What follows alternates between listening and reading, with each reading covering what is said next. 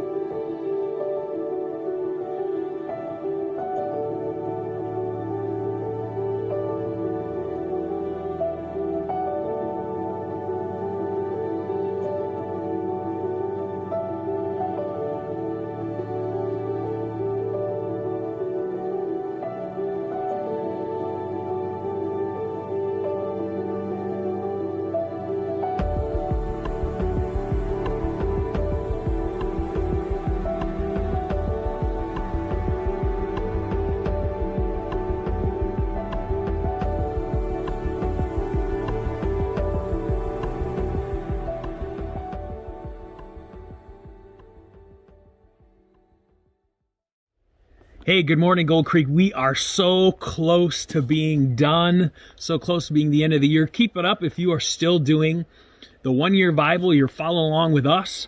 I'm excited because, again, January 1st, we start over and we have this like elaborate schedule and videos and explanations for the Bible. So if you have not texted Bible to one of those campus numbers to get onto our Bible reading plan, you definitely should. So anyway, hey, check this out. Lots of snow. It's our week off, and so I'm over with my family east of the mountains enjoying the snow and relaxing. I love it. It's kind of cool to do right after Christmas. It makes you feel like a winter wonderland. So where we're going to be today is in Malachi chapter 2.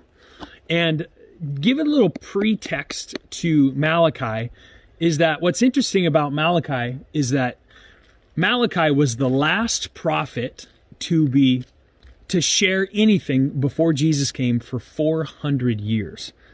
So the last thing spoken before Jesus was the prophet Malachi. Malachi, 400 years later. So there was 400 years of silence between Malachi and Jesus. That's a real quiet time. And when I say silence, I mean silence between God and humanity. The last prophet was Malachi. And I think what's interesting about Malachi too is that Malachi was a straight shooter. When he spoke to people, and it went in, hopefully you've been following along, it's a black and white book. There's no interpretation needed. It's very convicting, which is good. Like, I appreciate that. I hope you guys do too. When we're in the first chapter, he talks a lot about sacrifices, how people were bringing like rotten sacrifices. And for us, you would sacrifice it was a tithe, the first 10% of your first fruits is what they would say. And that was like your harvest. You would give the worst part of your harvest instead of the best part of your harvest. For us as adults, and now, our tithe is our income, and so it would be you would give God whatever was left instead of what was first. And so that was the first part of the chapter. But where I want to go is the second part of the chapter, and we're going to be in verse 14. It says this: "You cry out, 'Why doesn't the Lord accept my worship?' And I'll tell you why. Because the Lord witnessed the vows you and your wife made when you were young. But you've been unfaithful to her, though she remained your faithful partner, your wife of your marriage vows. Didn't the Lord make you one with your wife? In body and in spirit you are his. And what does he want? Godly children from your union. So guard your heart. Remain loyal to your wife of your youth." And the reason why I think that's interesting is it can be applied many, many ways. The first one is the very clear way that he says is for us who are married, for us who are dating, if you're dating somebody, the vow is the same. That you are supposed to live a godly relationship with the person and not cheat on them and try and find grace for the other person. But then it goes on, and what I like at the very end, he says that we're supposed to remain faithful, and where is it here? That you're supposed to be one, so guard your heart, remain loyal. And I was saying about guarding your heart. That's one of the things that really stuck out is when it comes to relationships, I want to broaden it, not just marriage, but relationships. The greatest way to ruin a relationship that you're in, whether you're dating somebody, whether you're engaged to somebody, or if you're married to somebody, it's by not taking care of yourself, not taking care of your own soul. And what COVID has done, right? COVID has highlighted a lot of unfortunate things where people have made big mistakes. And it's because I think we've neglected our souls in the midst of a high stress and high anxiety time. And so when he says that, I think that's really good, that you're supposed to guard your heart. And so my encouragement today is that you might be in a good relationship today, a good marriage, or you might be in an unhealthy marriage. You might be going through a divorce. I think the most important thing you can do is focus on God. As you focus on God, you grow and you get healthier and you become better for the other person.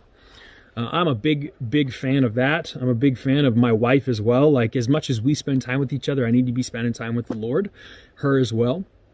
And then what's even better is starting to do something spiritual together.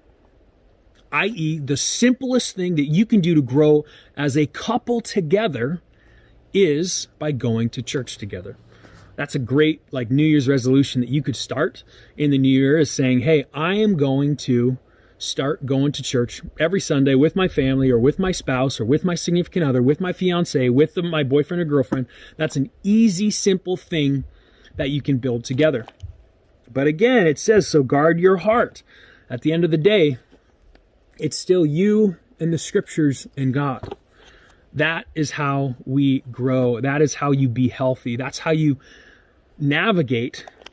What he's saying is that you navigate by staying healthy, staying committed to your person is by keeping healthy. Don't get caught in a place you never thought you would be. Most of the time it's because we're not taking care of our own hearts. So my encouragement to you, start a new habit this year. Start reading your Bible with us. Start going to church. Continue to do those things. Maybe if you're dating somebody, you're married to somebody, start something simple. I know it's hard because we can't go out all the time because all the restaurants are closed, but try and do some sort of simple date weekly. My wife and I still try and do that because we got young kids and I don't want to just raise my kids with my wife.